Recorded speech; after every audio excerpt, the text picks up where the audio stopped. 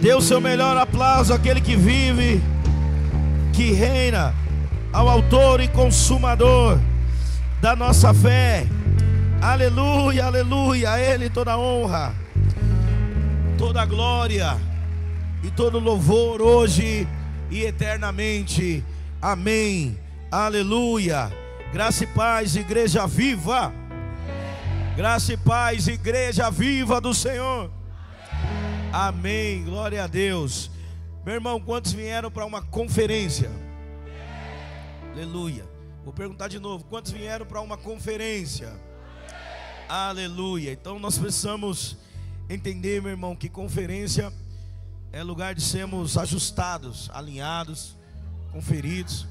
Conferência geralmente não é lugar de muita agitação, mas é lugar de quebrantamento, de conscientização, e entendemos o que Deus quer fazer conosco nesse tempo. Uma das maneiras, meu irmão, que eu aprendi a importância de uma conferência é olhando para o povo judeu. E para quem conhece um pouco, sabe, já até possa ter feito, há no calendário judaico um dia chamado dia fatídico, que é o dia em que o Senhor passa, segundo a crença do judeu, e isso na verdade é bíblico, para um tempo antigo.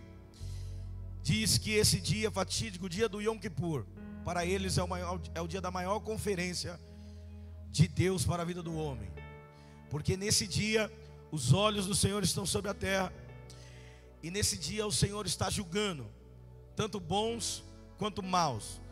Ele julga todos. E nesse dia é o dia, segundo a fé judaica, esse é o dia que Deus vai decidir, vai fazer uma conferência e vai decidir, a partir daquela data, quem vai permanecer mais um ano vivo, quem no próximo ano vai crescer, quem vai diminuir.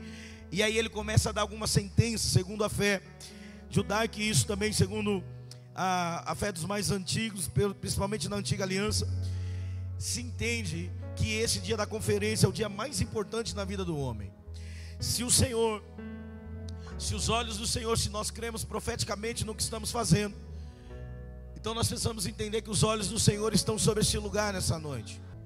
Que noite tremenda, que momento maravilhoso. É um momento de conferência, um momento em que nós podemos nos unir para adorarmos a Deus e também para sermos ministrados, aprendemos algo da parte de Deus. Isso é algo maravilhoso, e isso é algo de Deus, gente, na nossa vida.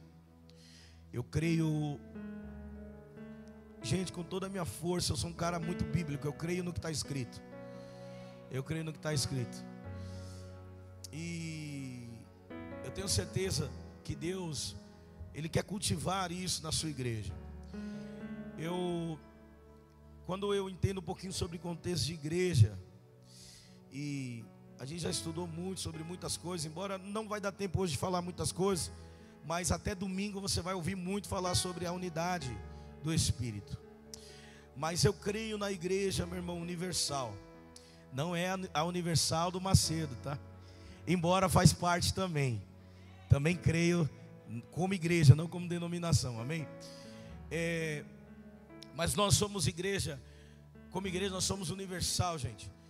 E o Deus que opera aqui é um Deus que opera em qualquer outro lugar onde houver 2 ou 3 reunidos em teu nome, invocando o nome dele, ali ele vai estar, porque ele é um Deus onipresente. Ele está em todos os lugares, e aonde invocar o nome dele, ali ele vai estar, meu irmão. Romanos 10 nos ensina que todo aquele que confessar e invocar o nome do Senhor será salvo. Então, aonde quer que tenha alguém neste momento, ao redor deste mundo, invocando o nome do Senhor, ali o Senhor está. Porque essa é a igreja, gente. Essa é a igreja de Cristo. A igreja de Cristo não é um lugar físico. A igreja de Cristo não é uma estrutura física. Embora nós, quando nos reunimos nas estruturas, nós nos tornamos igreja. E a igreja de Cristo, ela não é em primeiro plano uma organização.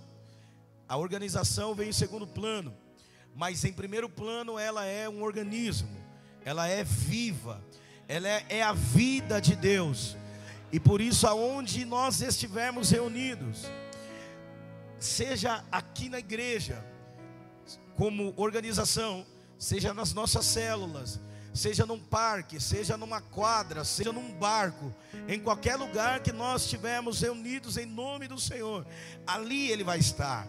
Por quê? Porque Ele não se limita, meu irmão, a essas coisas. Quando Davi quis construir um templo para Deus, Deus questiona Davi. Eu acho lindo a forma com que Deus fala com Davi. E Deus fala para Davi assim: Davi, desde quando o meu povo andou em tendas? Desde quando o meu povo andou no deserto? Algum dia eu pedi para vocês uma casa?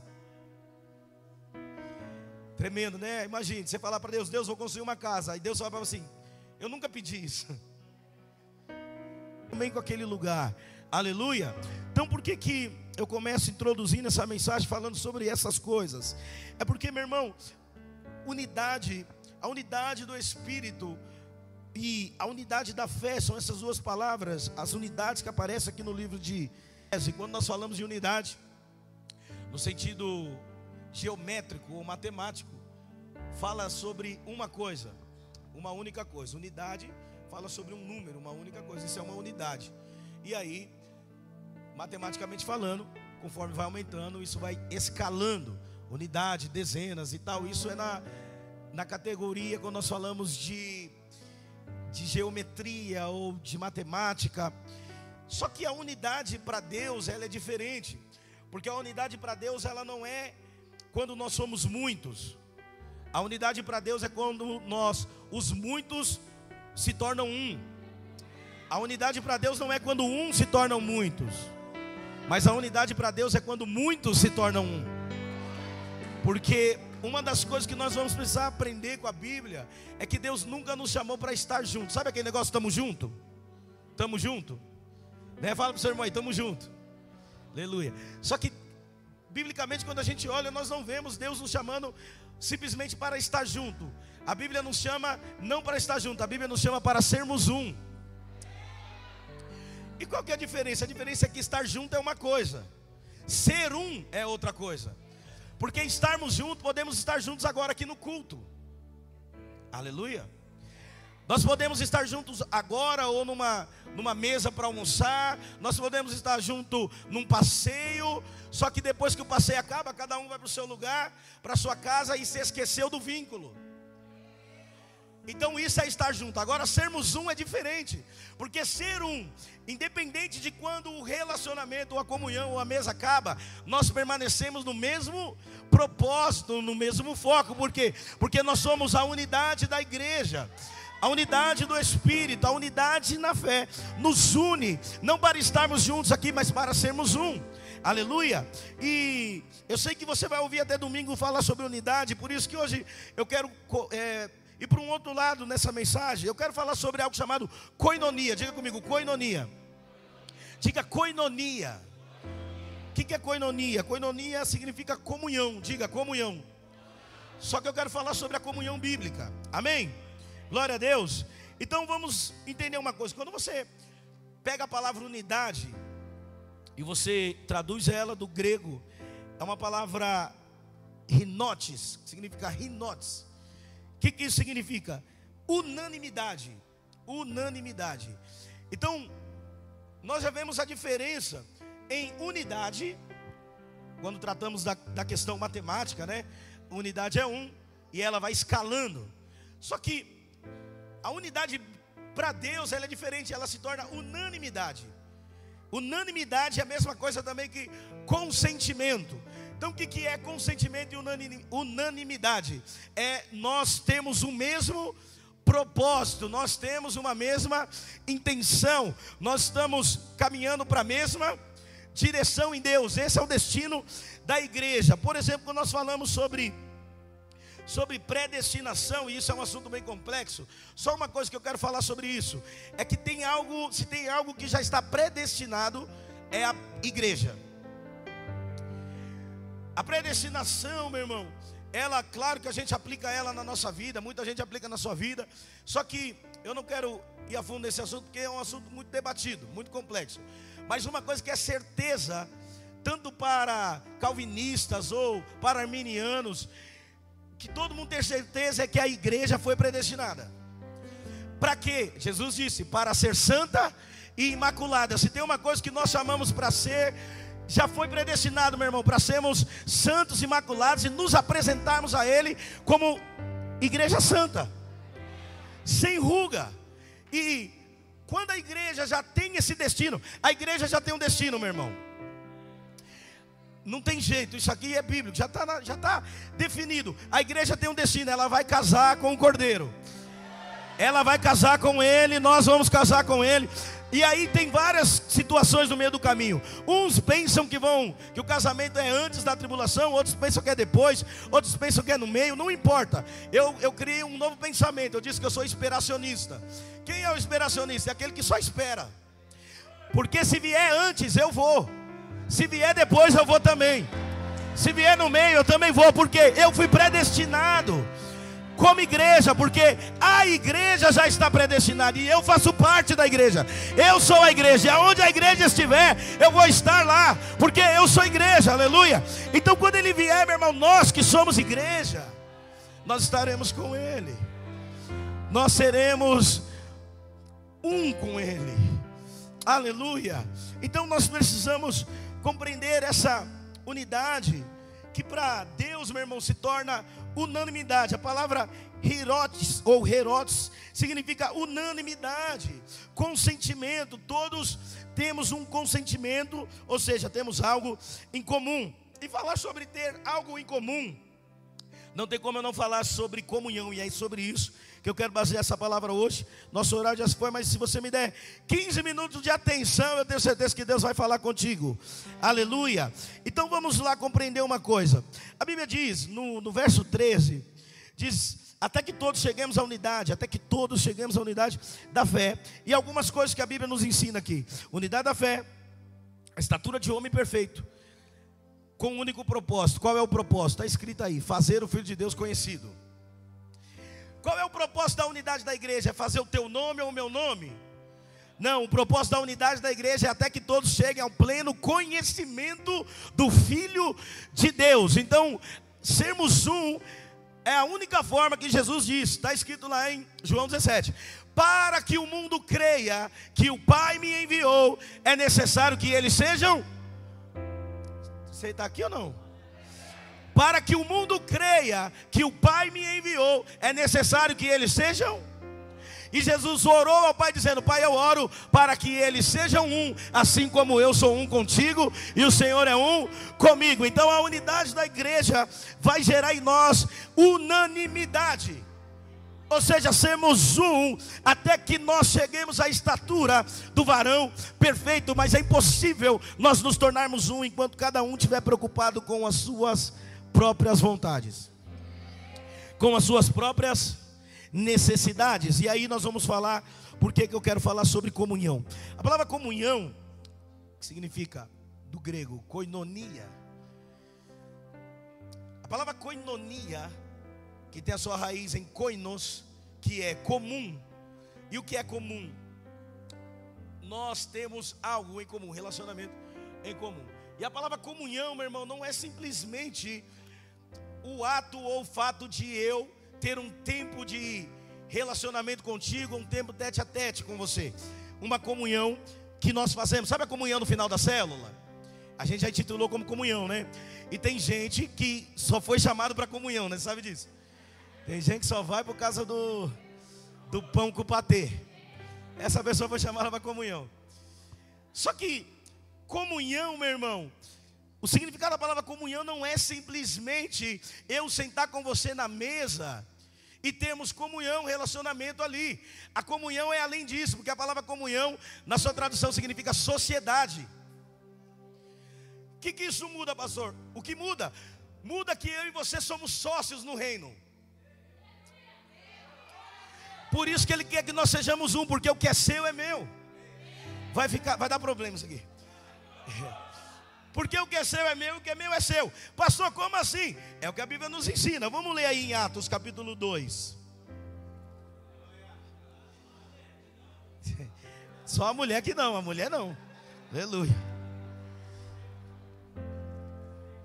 Meu Deus, hein? A mulher não, hein? Tem crente aqui hoje. Eu sei que tem crente aqui hoje. Aleluia. Aleluia. Glória a Deus. Glória a Deus. Vamos aí. Atos capítulo 2, verso 37. Fala sobre uma conversão de quase 3.000 pessoas. A Bíblia diz de quase 3.000 pessoas. E ouvindo eles isto, compungiram-se em seu coração e perguntaram a Pedro e aos demais: irmãos, que faremos, homens, irmãos? E disse Pedro: arrependei-vos e cada um de vós seja batizado em nome de Jesus Cristo em remissão de pecados, e recebereis o dom do Espírito Santo. Porque a promessa vos diz respeito a vós, a vossos filhos e a todos os que estão longe, a todos quanto Deus nosso Senhor chamar. Aqui ele começa a falar sobre o alcance dessa graça poderosa, e aqui aos que estão longe. Está falando sobre gentios, está falando sobre samaritanos, está falando sobre pessoas comuns, está falando sobre nós, meu irmão, que viríamos depois. E ele disse: porque a promessa é para todos que estão longe, quantos que Deus chamar. E com muitas outras palavras isso testificava e os exortava, dizendo: salvai-vos dessa geração perversa. De sorte que foram batizados os que de bom grado receberam a sua palavra. E naquele dia agregaram-se quase 3.000 almas. E perseveravam na doutrina dos apóstolos, e na comunhão, e no partir do pão, e nas orações. Quando a Bíblia começa a falar assim, eles perseveravam no quê? Na doutrina. O que é doutrina? Didaquê. Didaquê é ensinamento apostólico, aquilo que os apóstolos deixaram. Então o que eles faziam para permanecer em unidade? Permanecer na doutrina dos homens. Não, permanecer na doutrina de um sistema, não, mas permanecer na doutrina dos apóstolos. Qual era a doutrina dos apóstolos? O ensinamento, aquilo que eles receberam de Cristo, eles começaram a compartilhar. E eles começaram a compartilhar o quê? Humildade e mansidão de Cristo. Porque Mateus 11, 28, ele dizia: aprendei de mim que sou manso e humilde de coração. O que havia nos apóstolos? Mansidão e humildade. Enquanto eles caminhavam em mansidão, em humildade, o que acontecia na igreja? Unidade. Quando tinha unidade, o que acontecia? Comunhão. E depois da comunhão vinha o quê? Partir do pão. Deixa eu fazer uma separação. Partir do pão e comunhão são duas coisas diferentes. Por quê? Vou falar de novo. Você pode comer comigo hoje na mesa e sair daqui falando mal de mim. Você pode comer comigo na mesa e amanhã não estar mais comigo, porque isso não é comunhão, isso é partir do pão. Nós não temos nada em comum, não temos nada em sociedade, simplesmente perdemos tempo. Só que nós não vamos mais perder tempo, porque vem um tempo de alinhamento. Se você está numa conferência, meu irmão, da unidade do Espírito, então você tem que sair daqui crendo que você vai ser um com esse irmão que está do seu lado, que você vai ser um com essa irmã que está do seu lado, porque Deus nos chamou para sermos um. Nós seremos um porque é de Deus, é bíblico. Nós seremos um, não haverá falta, não haverá escassez. Alguém está crendo nisso? Porque essa é a vontade de Deus para a unidade da igreja. Nós poderíamos falar sobre a unidade dos dons do Espírito. Talvez outros pastores vão falar sobre isso, mas eu quero abrir o caminho dizendo a você: se não houver comunhão, também não tem partir do pão. Não adianta, meu irmão, sem comunhão não tem partir do pão. Porque se nós trocarmos a comunhão por partir do pão, nós vamos ficar como a igreja de Coríntios no dia da ceia. Como que era a igreja de Coríntios no dia da ceia?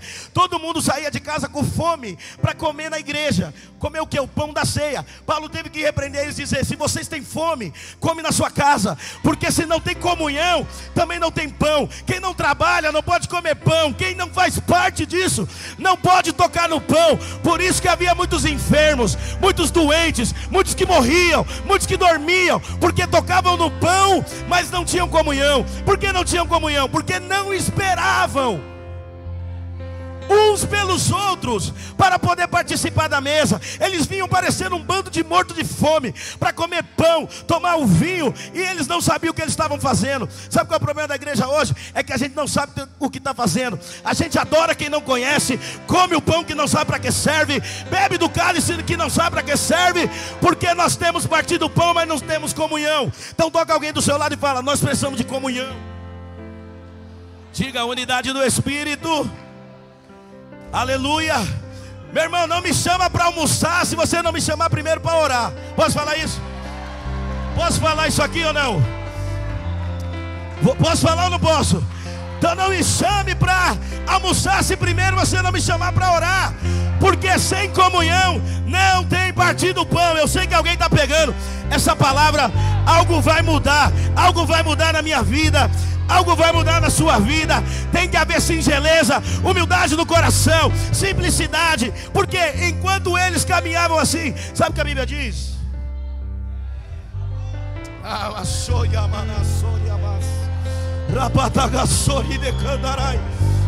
Meu irmão, Deus deseja alinhar a sua igreja para que nós caminhemos na unidade do Espírito e também na unidade da fé. Nós temos uma fé comum. Quem tem uma fé comum aqui? Nós temos uma fé comum. O que é uma fé comum, meu irmão? Eu creio no que você crê. Aleluia. Eu creio no que você crê. Você crê no que eu creio? Talvez seja difícil alguém crer nas coisas que eu creio. Que eu creio em anjo. Tem alguém que crê em anjo aqui? Eu creio em querubim, creio em serafim. Claro que não para minha salvação, nada disso, mas entendo o que eu estou dizendo. Creio, meu irmão, eu creio em coisas sobrenaturais. Nós estamos numa onda aí. Quem está acompanhando alguns noticiários, um monte de OVNI começou a aparecer aí. Quem está vendo isso aí? Eu creio também em OVNI, gente. Eu creio nos OVNI que a gente não conhece. Se você vê um querubim voando aqui, você saberia o que era? Não, você ia dizer, é um objeto voador não identificado. Por quê? Porque ele vem de um jeito diferente, coisa que você nunca viu. Vários olhos, várias asas, um olho grande, uma coisa girando dentro da outra. Imagine, eu gosto quando alguns pregadores falam que Ezequiel era um cara que cria em OVNI. Porque Ezequiel dá uma olhada para o céu e ele começa a dizer, eu estou vendo uma bola de fogo. As pessoas começam a falar para Ezequiel, Ezequiel, você está maluco? Por isso que Ezequiel, dentro da teologia, é considerado um profeta esquizofrênico, porque ele teve muitas visões. Então Ezequiel olhou para o céu e falou, uau, uma bola de fogo, o que é isso? Não sei, parece que o fogo é um OVNI. Aleluia. Objeto voador não identificado. Falava para ele assim, você está louco, lava os olhos. Ele lavou os olhos, abriu os olhos e falou, piorou, porque agora eu vejo duas bolas de fogo, uma girando dentro da outra. Eu creio nessas coisas. Eu creio no poder sobrenatural de Deus. Eu creio que a qualquer momento esse lugar, meu irmão, pode ficar pequeno. Não por causa do tanto de pessoas, mas por causa da glória de Deus, que pode invadir. Eu ainda espero a nuvem, meu irmão, que entrava pela porta da igreja. Lá na igreja você me fala, eu ainda estou esperando a nuvem. A qualquer hora ela vai passar por aquela porta. Eu vejo e eu creio que a qualquer momento a nuvem de Deus vai entrar novamente no templo.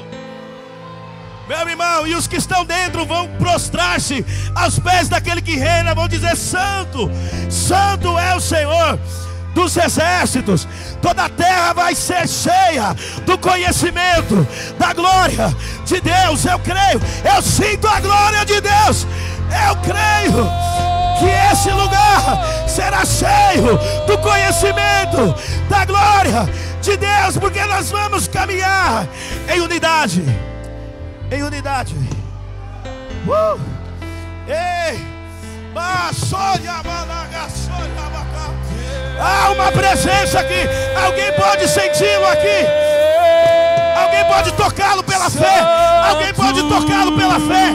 Alguém pode tocá-lo pela fé. Meu irmão, se nós estamos em unidade, nós precisamos entender que tudo que o corpo tem está disponível.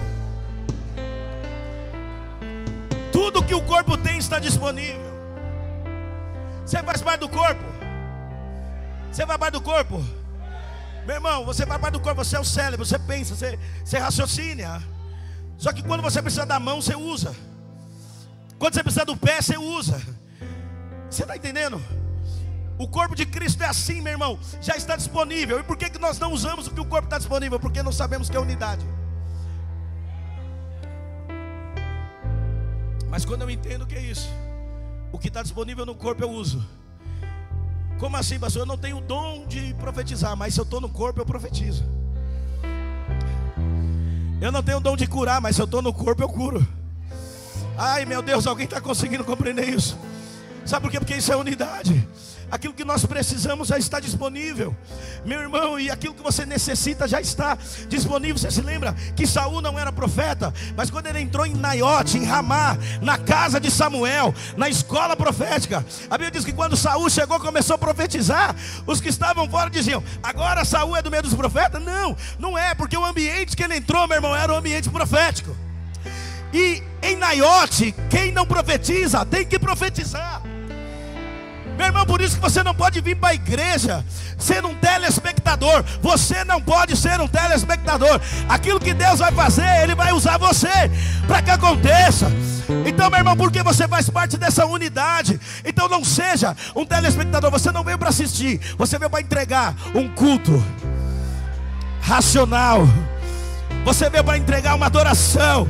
Você não veio para assistir ao nível que eu prego, ao nível que você recebe. Já manda mensagem para alguém, já fala com alguém do seu lado, já profetiza, porque eu estou pregando, mas Deus está te usando aí também. Você não creu, você não creu, você não creu. Eu estou pregando, mas Deus está te usando aí também, para liberar uma palavra, para soltar uma adoração, para soltar uma palavra profética, porque isso é o corpo. Vamos em absede, pelo amor de Deus. Tem algo de Deus acontecendo. Tem algo de Deus acontecendo. Algo poderoso está acontecendo. Algo tremendo está acontecendo aqui. A unidade do Espírito pelo vínculo da paz, até que Cristo cabeça seja conhecido. Alguém para crer, para reagir a essa palavra. Nossa missão é fazer o Filho de Deus conhecido. Nós faremos o Filho de Deus conhecido. Essa é a nossa missão. Oh,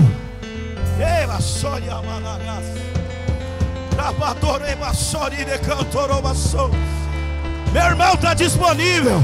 O corpo está vivo. O corpo está vivo. O corpo está vivo. O corpo está vivo. Sinta, sinta, sinta o pulsar do corpo. Toca na mão, segura na mão de alguém. Segura na mão de alguém. Segura na mão de alguém do seu lado. Que isso, pastor? É para você sentir, meu irmão, que o corpo está vivo. O corpo morreu um dia, mas a sua morte durou só 3 dias. No terceiro dia, Ele ressuscitou. Esse dia nasceu a igreja, e ninguém vai poder matar a igreja. As portas do inferno não prevalecerão contra, oh meu Deus do céu. Segura, segura a mão do irmão do seu lado, segura. Porque esse é o corpo, esse é o corpo, esse é o corpo, esse é o corpo de Cristo, esse é o corpo de Cristo. A unidade do Espírito pelo vínculo da paz. Segura, segura a mão desse irmão. Tem gente que não consegue crer. Segura, segura. Segura.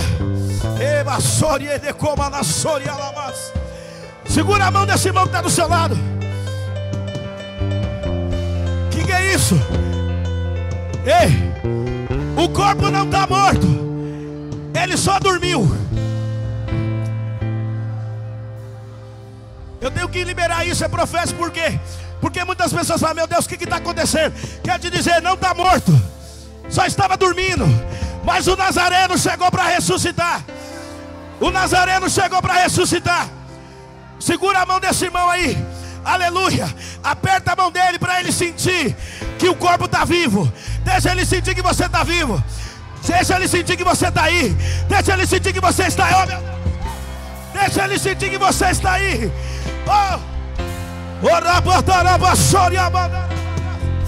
Isso, libera uma oração em línguas estranhas. Solta toda a unção que Deus tem colocado em você.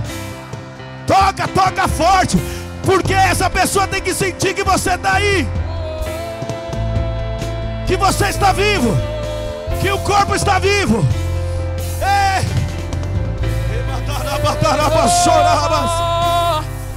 Era alguma coisa aí. Receba poder.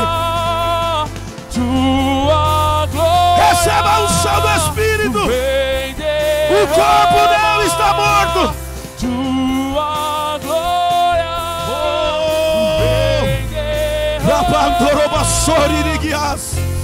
Olha aí, tem gente recebendo renovo. Sabe por quê? Porque o corpo está vivo. Ainda tem José de Arimateia que investem no corpo. Ainda tem José de Arimateia.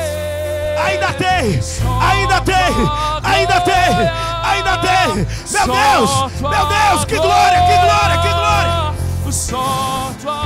Ei, seja renovado, seja renovado.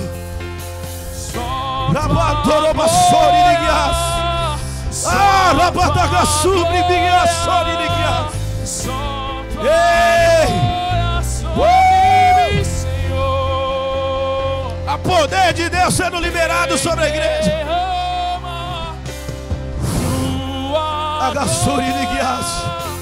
Ei.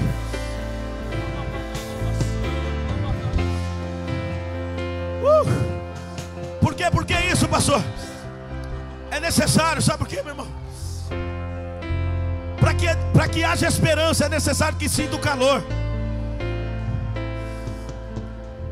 A Bíblia diz que quando a mulher sunamita, o seu filho morreu, Eliseu mandou Geazi na frente. Geazi não pôde resolver o problema. Eliseu voltou, foi ao quarto e falou: não, onde vocês colocaram o menino? Está no quarto. Colocaram o menino sobre a cama de Eliseu. Eliseu deitou sobre o menino. Eliseu deitou sobre o menino. E quando Eliseu deita sobre o menino, sabe que a Bíblia diz? Que o menino não ressuscitou, ele esquentou. Você tem que pegar isso.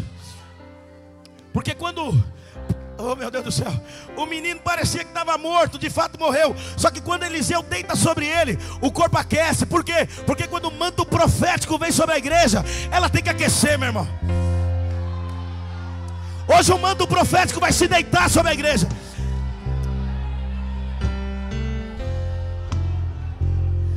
Quando esse mover se deitar sobre a igreja, vai começar a esquentar, vai começar a aquecer, vai começar a aquecer, meu Deus. A unidade do Espírito vai trazer um aquecimento poderoso. Meu irmão, minha irmã, alguém está pegando isso? Por favor, bate na mão de duas pessoas e diga: vai começar a esquentar, vai começar a esquentar. Porque há um manto de Deus sobre a igreja. Há um manto de Deus sobre a igreja. Há um manto de Deus sobre a igreja. Há um manto de Deus sobre a igreja. Há um manto de Deus. Que é, meu Deus do céu, já está pegando, já está. Há um manto de Deus sobre a igreja.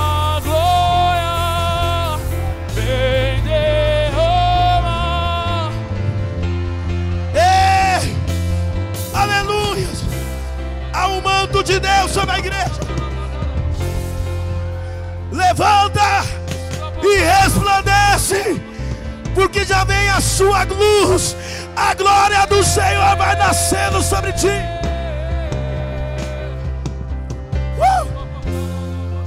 Ei, seremos um.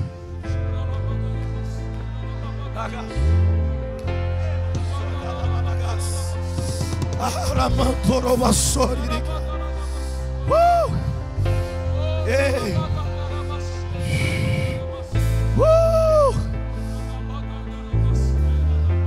Primeiro vem comunhão, depois partir do pão. Está escrito: perseveravam na doutrina dos apóstolos e na comunhão, vírgula, e no partir do pão. Comunhão é uma coisa, koinonia, diga comigo, koinonia. Porque koinonia é sociedade, é ter algo em comum. Como pode, meu irmão, nós sendo o corpo de Cristo, você fala A e eu falo B? Porque nós somos especialistas no partir do pão, mas temos muito déficit na comunhão. Por quê? Porque toda vez que a gente falha na comunhão ou na sociedade com a igreja ou com o corpo de Cristo, nós estamos trabalhando e construindo o nosso império.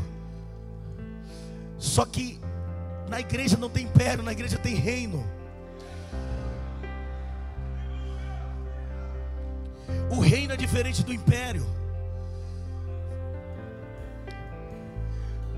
O imperador, ele trabalha sobre o povo, o rei trabalha em favor do povo. Só que isso não é o mais importante do império. Sabe o que é terrível do império? Você se lembra de Babilônia? Babilônia era o império. Só que Babilônia tinha as portas abertas dentro da casa, só não podia sair do espaço.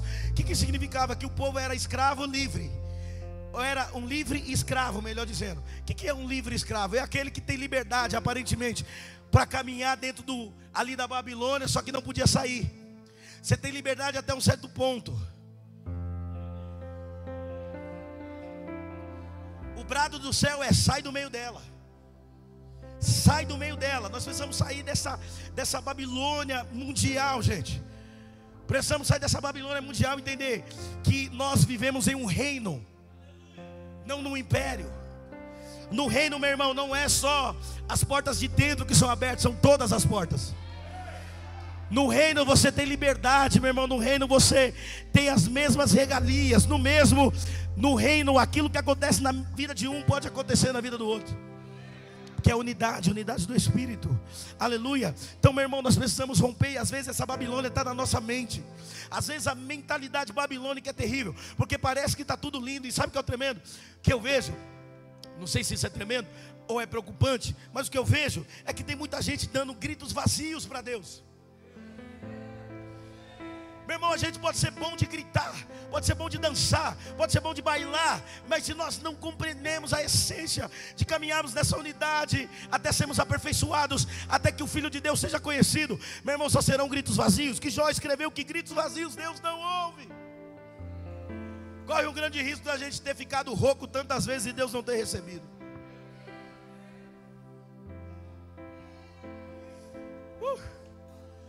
Então, meu irmão, não é mais tempo de nós perdermos tempo com essas coisas. Essa conferência vai ajustar muita coisa na nossa vida. Essa conferência precisa ajustar algo em nós como igreja. A Bíblia diz: eles perseveravam na comunhão e no partir do pão, e também nas orações. Ou seja, comunhão, tinham sociedade. A Bíblia vai dizer: e em toda a alma havia temor, e muitas maravilhas e sinais se faziam pelos apóstolos. Sabe por que nós não vemos tantos sinais, maravilhas? Porque sem unidade, meu irmão, não há sinal. Por que sem unidade não há sinal? Porque quando o sinal acontece de forma individual, quem está sendo exaltado não é Deus. Não há projeto divino para a igreja, no sentido de igreja, de forma individual. Para a igreja não, você pode ter seus projetos pessoais, particulares, e você pode alcançar. Mas para a igreja não tem projeto individual, meu irmão.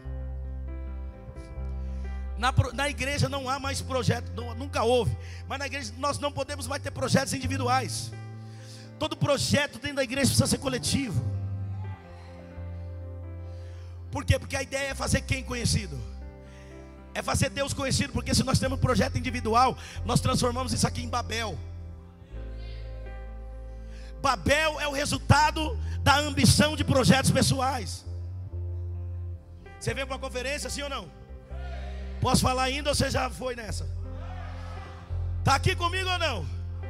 Todo projeto inspirado nos nossos anseios pessoais é Babel. Diga comigo: Babel. Não tem inspiração divina, só tem inspiração do ego, de orgulho, só tem inspiração da nossa vontade de realizar. Meu irmão, mas dentro da igreja não há esse tipo de projeto. Dentro da igreja há projeto por coletivo. Eu ouvi um apóstolo pregando sobre isso. Ele falava: há uma diferença quando nós transformamos Betel em Babel. É que Betel, a visão vem de Deus para os homens. Babel, a visão vem dos homens para Deus. É o homem falando: Deus, eu vou fazer uma coisa aqui, e o Senhor trate de aprovar, tá? Só que é diferente quando Deus tem um plano para nós. O plano não vem daqui, ele vem do céu.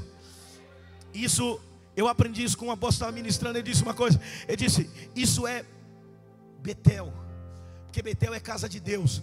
Casa de Deus, os projetos não são da terra para o céu. Casa de Deus, os projetos são do céu para a terra. É uma escada que se abre. É uma escada que vem daqui e toca no céu. Os anjos do Senhor sobem e descem por este lugar. Isso é Betel. Agora Babel não desce nada. Babel não passa nada. Porque Babel começa a subir. Subir sem estrutura divina.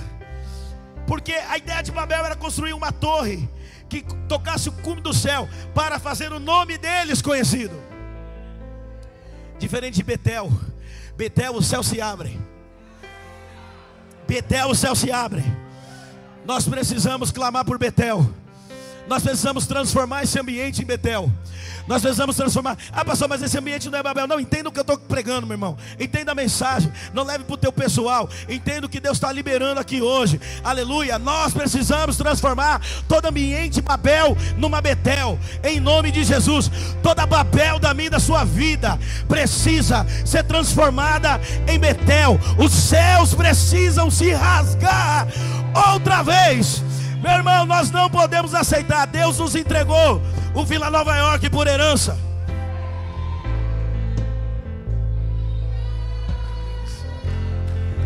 Com essa carinha você não vai conquistar nada. Deus nos entregou o Vila Nova York, meu irmão, por herança, por possessão. Deus nos entregou esse ambiente, esse território. Meu irmão, toda Babel precisa cair por terra, porque nós queremos que uma Betel seja edificada, para que os céus se abram. Meu irmão, nós andaremos outra vez pelas ruas de Nova York, sem medo de ser assaltado. Alguém pode crer nisso? Sabe por quê? Porque nós vivemos esse tempo. Nós vivemos esse tempo, meu irmão. As biqueiras fecharam, os baile funk fecharam. Meu irmão, Deus não mudou, Ele é imutável. Mas o que acontece, pastor? O problema é que muitas vezes a gente reverte o percurso. Mas essa conferência, meu irmão, é conferência de alinhamento. Essa conferência é a conferência da unidade. E nós vamos destruir toda Babel, em nome de Jesus. Nós vamos destruir toda Babel. Precisa ser desmoronada toda Babel do nosso entendimento, para que uma Betel seja estabelecida, para que os céus se abram outra vez. Porque se tem isso? Porque Babel trabalhava em unidade. Rapidinho eles construíram um bom castelo, uma boa torre. Se nós trabalharmos em unidade, meu irmão, você vai ver o que vai acontecer na nossa geografia. Isso aqui precisa alguém pegar no espírito. Se nós trabalharmos em unidade, você vai ver o que vai acontecer na nossa geografia. Sabe por quê? Porque a Bíblia diz que eles tinham comunhão, partir do pão, oração, e em toda a alma havia temor. E muitas maravilhas e sinais faziam pelos apóstolos. E todos que criam estavam juntos e tinham tudo em comum. Havia comunhão. Eles não estavam só juntos, eles eram um. Por quê? Porque eles tinham comunhão. Tinham tudo em comum. Verso 45, para desviar uns 5 aqui hoje. Diz assim: e vendiam suas propriedades e bens.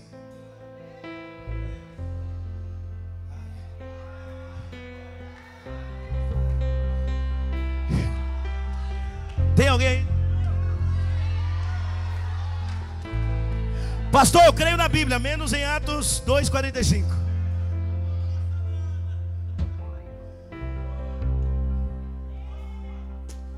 Aí você entende, quando você entende o contexto da palavra koinonia, aí você entende por que eles vendiam tudo. Porque a palavra koinonia é unanimidade, é consentimento e sociedade. Pastor, estou trabalhando para construir algo. Gente, não é sobre isso. Você tem que continuar trabalhando para construir algo, mas não é sobre isso. Você não é para parar, continue. Agora, o que você está disposto a fazer, meu irmão? O que você está disposto a fazer? É muito fácil, meu irmão, renunciar ou pedir para alguém renunciar aquilo que a gente não renuncia, porque isso é característica do farisaísmo. Quem é o fariseu? O fariseu, o problema do fariseu não era ele ser fariseu. O problema do fariseu era ele ser hipócrita. Porque o que é hipocrisia? Hipocrisia é a arte de exigir dos outros aquilo que não se faz. A palavra hipocrisia é uma palavra grega, Hipócrates, que significa ator. Diga comigo, ator. O que é um ator? Ator, ele encena um personagem. Por que Jesus ficava doido com os hipócritas? Porque os hipócritas só tinham um personagem. Ninguém fala nada agora.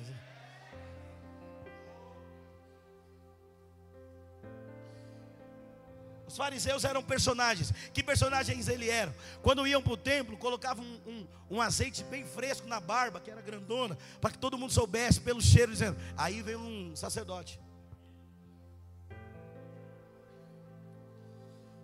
Colocavam aquele perfumão na barba, Porque para onde eles passaram, as pessoas já reconheciam o cheiro da mirra. E dizia: aí vem um sacerdote com turbante na cabeça, escrito a Deus toda a glória e tantas coisas. Só que Jesus fala para ele: vocês são sepulcro caiado. Por fora vocês são lindos, mas por dentro tem morte. Por fora vocês são maravilhosos, mas por dentro está cheirando mal. A única solução para eles era: arrependam-se. Arrependam-se, arrependam-se do seu pecado. Arrependam-se do seu pecado. Nós precisamos desse entendimento. Aleluia. Meu irmão, vai ser tremenda essa conferência. Hoje é só o primeiro dia. Você tem juízo, meu irmão, já compra uma muleta para mim, né? Você tem juízo, já traz um band-aid amanhã, uma faixa. A de pirona, já toma um Dorflex antes de vir. Porque vai dar problema, esses 4 dias aqui vai dar problema. Aleluia. Eu quero que dê problema mesmo, eu quero que dê problema. Sabe por que a gente precisa voltar a essa essência? Meu irmão, nós precisamos voltar a esse lugar. A hora se foi, infelizmente. Tem muita coisa para pregar. Vamos deixar para uma próxima, em nome de Jesus. Me passaram, era já 9h40. Meu Deus do céu. Mas enfim, meu irmão, uma coisa aqui. Só uma coisa. Uou. Aleluias. Meu Deus, e agora? O que eu falo disso tudo? Ei. Vou falar só sobre mais uma coisa. Me dá mais 5 minutos. Vou falar sobre unidade, que é a unanimidade, a comunhão.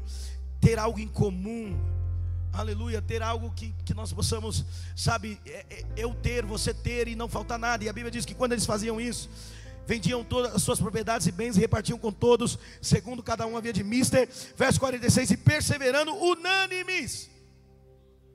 Unânimes todos os dias na onde? No templo. Aleluia. Posso falar uma coisa aqui? Você vai ficar com raiva de mim?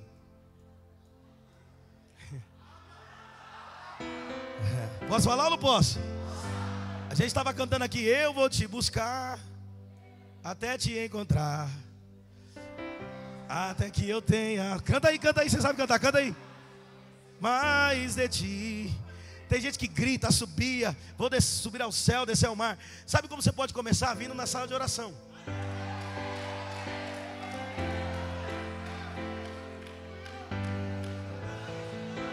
Ah, pastor, mas escute isso. Ah, mas eu oro no meu quarto. Se você não quer sair do seu quarto, você acha que você vai subir ao céu? Ou vai descer ao mar para buscar Ele? Vai nada. Vai nada. Qual é o problema? É o mundo da imaginação. O crente vive no mundo de Bob. O crente tem que ser estudado, gente. O crente precisa ser estudado. Acabou glória, ninguém fala nada. Vou subir ao céu, vou descer ao mar. Vai nada, você não vem nem na oração. Até aqui o Pai me deu, vou nessa.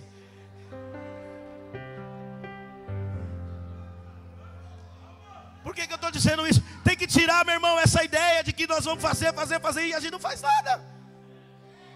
Temos que tirar isso, tem que deletar esse negócio e começar a fazer.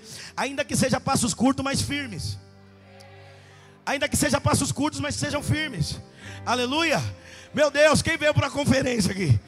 Quem veio para a conferência? Meu Deus, se os olhos de Deus estiver aqui agora, alguém precisa se arrepender. Eu sou o primeiro. Fala: Deus, me arrependo, Jesus.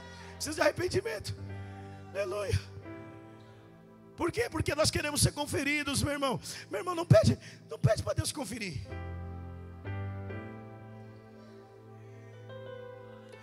Não pede para Deus conferir e não coloca alguém que tem uma chamada profética para abrir a conferência.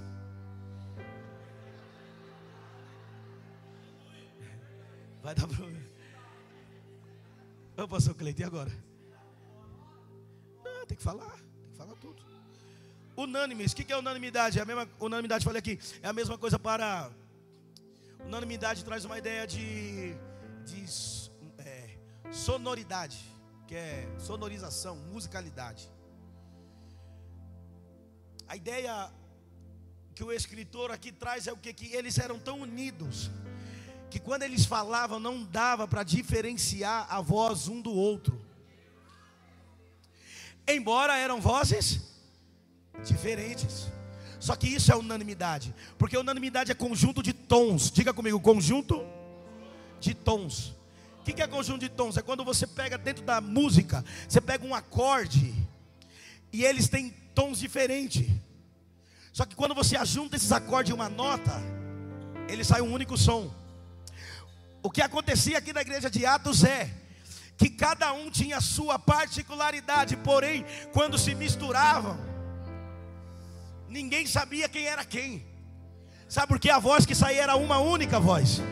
Era como voz de muitas águas. Você já ouviu o barulho de som de muitas águas?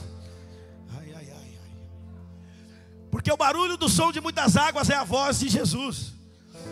Quando ele fala, ele junta todas as águas e ele fala. Eu ouvi algo tremendo sobre isso, que quando Jesus está dormindo no barco, os discípulos acordam ele, e ele fala a tempestade. Você lembra disso? Isso mexeu comigo, mexeu com a minha estrutura. Que Jesus, alguns estudiosos ao estudarem isso, disseram que Jesus, por ser manso e humilde, ele se coloca na polpa do barco e ele não grita, ele simplesmente diz: vento, aquieta-te. Tempestade, aquieta-te.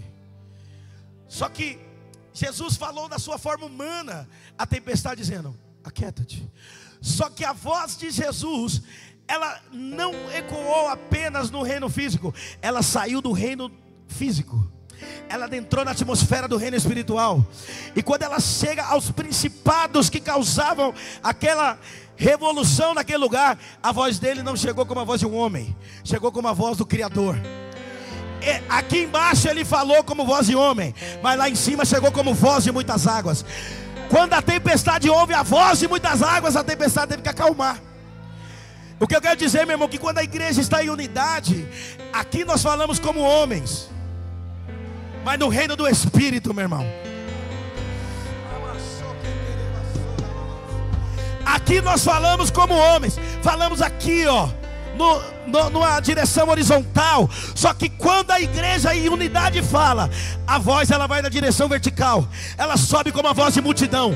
É uma voz de multidão, é uma voz de multidão, mas é uma única voz. E ela fala no reino do Espírito. O que ela fala? Aqui tem uma igreja, aqui tem um povo, aqui tem uma nação eleita, sacerdócio real. Meu Deus do céu, você pode falar normal, mas quando falamos em unidade, essa voz não sai normal. Ela sai como a voz de um trovão, ela sai como a voz de muitas águas, ela sai como a voz que atravessa a atmosfera terrestre, atravessa, meu irmão, o espaço sideral, entra na região celestial e dá ordem a principados e potestades, dizendo: aquieta-te, aquieta-te, aquieta-te, aquieta-te, porque o Deus poderoso está falando. Essa é a voz da igreja. Essa é a voz da igreja. Essa é a voz da igreja.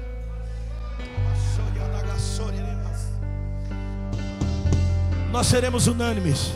Já foi a hora, já foi a hora, já foi a hora. Nós seremos unânimes.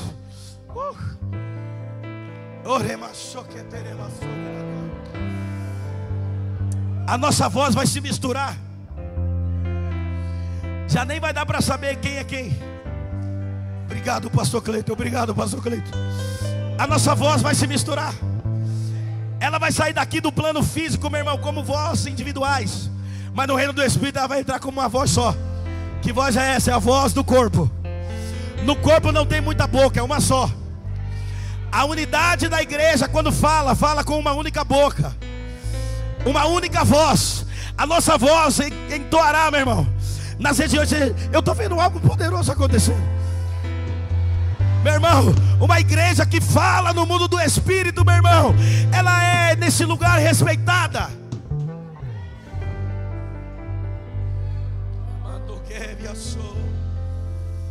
E nós estamos crendo que essa conferência vai marcar um tempo de uma unidade tão tremenda, que quando a igreja falar, vai ser uma única voz. Vai ser uma única voz. Você já percebeu que lugar que todo mundo fala, ninguém faz nada e não entende nada? Quando tem muito cacique e pouco índio. Quando há muito cacique e pouco índio, a aldeia se perde. Se for, ou estão aqui ainda? Vocês me deram mais 5 minutos. Então, meu irmão, imagina, nós estamos vivendo um tempo. A gente ouve, vem um emprego e fala assim: esse é o tempo disso. Aí vem outro, esse é o tempo disso. Aí vem outro, esse é o tempo disso. Aí você fica assim: é tempo do quê?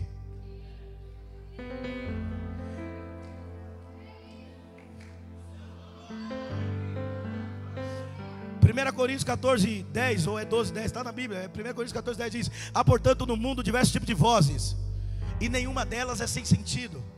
Toda voz tem um sentido. Só que o que eu e você precisamos é o quê? Saber qual é a voz que está dando sentido para nós. Pastor, mas todo mundo fala ao meu ouvido. Esse é o problema. Porque a ovelha conhece a voz do seu pastor. E quando o pastor não fala, aí temos um problema.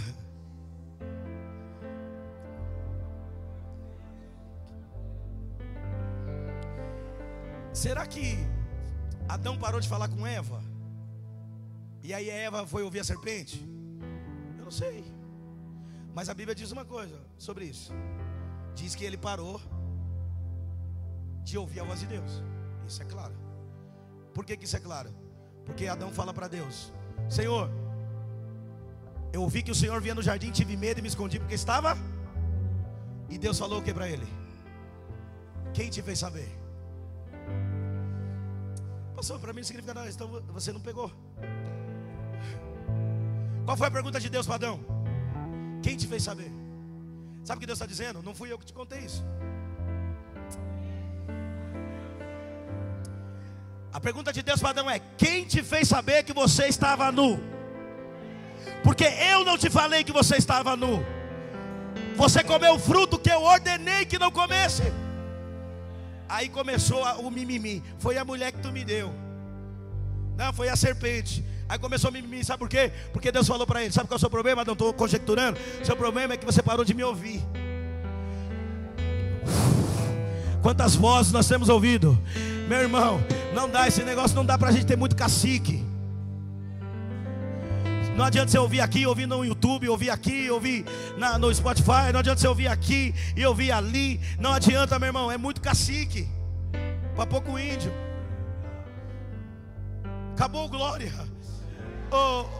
Patrick, aleluia. Vamos encerrar esse culto. Escute. Pergunta para esse irmão que está do seu lado: quem te fez saber? Não, pergunta assim, ó: quem te faz saber? Porque quem te faz saber significa quem de contínuo está falando aos seus ouvidos. Meu irmão, eu vou falar uma coisa para você. Cara, eu não me iludo com muita coisa. É difícil, viu?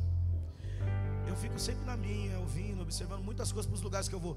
Quem nos acompanha sabe, a gente está para lá e para cá, gente. Tá aqui, tá ali. A gente está pregando. Semana a gente pregou. Vamos pregar outra semana agora, semana inteira de agenda. E nós temos observado tanta coisa. Eu falo: meu Deus, qual é o problema? O problema é que há muitas vozes. O problema é que há muitas vozes. A gente chega para desatar uma palavra, para desatar algo. Meu irmão, tem lugar que a gente chega, desata a palavra, desata os discípulos que estão ali. O pastor sobe e começa a despregar. Não, isso só acontece comigo, não sei se acontece com vocês. É muitas vozes, são muitas vozes.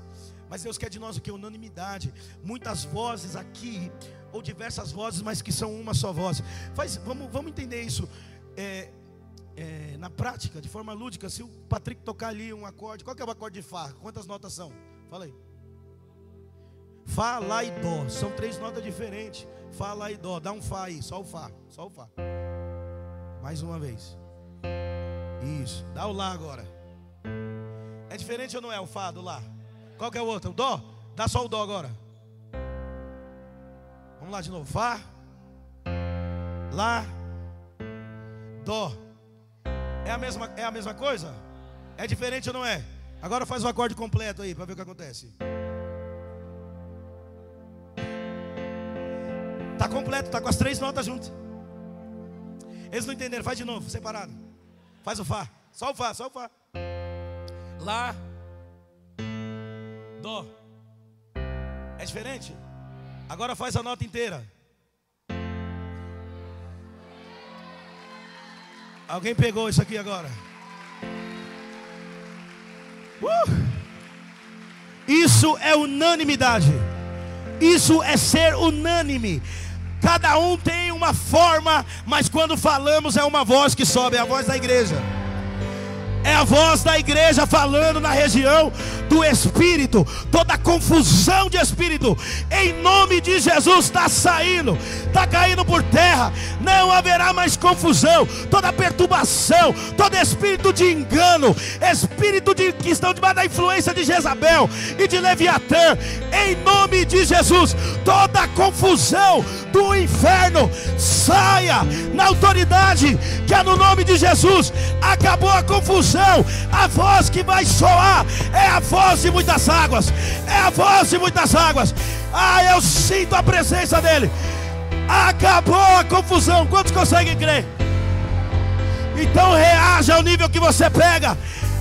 Vai, Patrick, canta alguma coisa aí. Canta algo aí.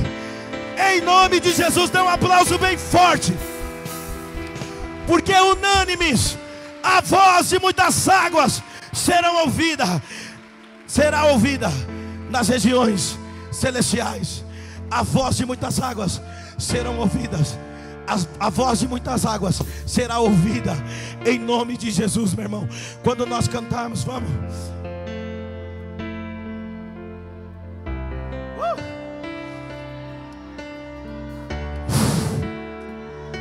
Conferência, unidade do Espírito. Você vai ser conferido, 4 dias de conferência, 4 dias sendo conferidos, em nome de Jesus. Abre teu coração, meu irmão. Aleluia.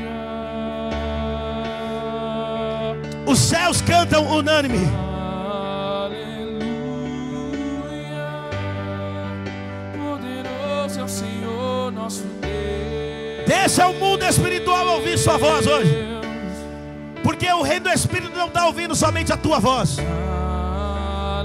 O reino do Espírito está ouvindo a voz da igreja hoje. Tem uma igreja viva nesse bairro. Tem uma igreja viva nessa geografia. Tem uma igreja viva que vai ser celeiro. Vai continuar enviando. E Absede, você é um útero frutífero. De você já nasceram reis. De você já nasceram sacerdotes. De você já nasceram profetas. De você já nasceram apóstolos, evangelistas. De você já nasceram mestres, pastores. Ei, e Absede, você é um útero frutífero. De você já nasceram igrejas. E Absede, de você já nasceram nações. Nações já nasceram de você. Deixa o reino do Espírito ouvir tua voz. Digno de louvor. Ele é digno. Digno de louvor. Diga, tu és santo. Tu és.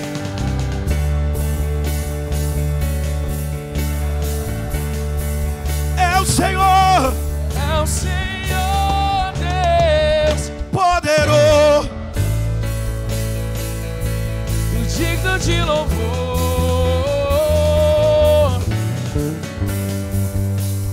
Tu és só. Libera isso. Aqui não dá para ter distinção de gente, de homem, de mulher. Não dá. Aqui não importa qual é a sua posição social. Está ouvindo essa voz? Não está sendo diferenciada. Ela está subindo como um incenso suave. Ela está subindo como um incenso suave e agradável diante do Senhor. Nós não nos dobramos diante de homens. Não nos dobraremos diante de Babel. Nós nos dobramos diante daquele que é Senhor. A nossa adoração é para Ele. O nosso louvor é para Ele. Tudo que fazemos é para Ele. Ele é digno de louvor. E a igreja declara que Ele é santo. Vamos! Tu és santo.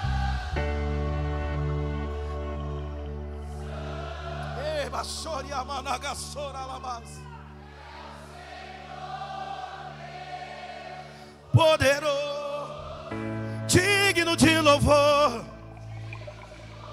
Vamos! Diga, tu és santo. Tu és santo. Aleluia. Santo.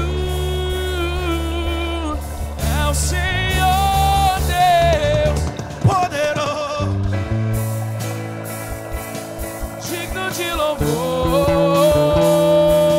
digno de louvor. Tu és santo,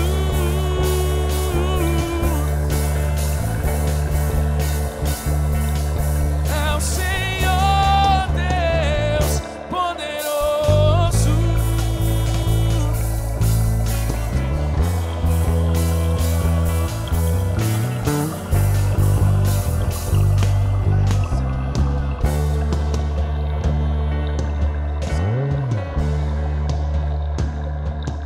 É o Senhor Deus poderoso,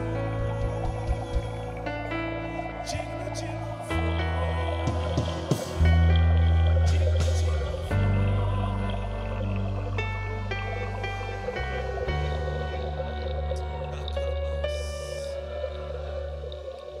É o Senhor.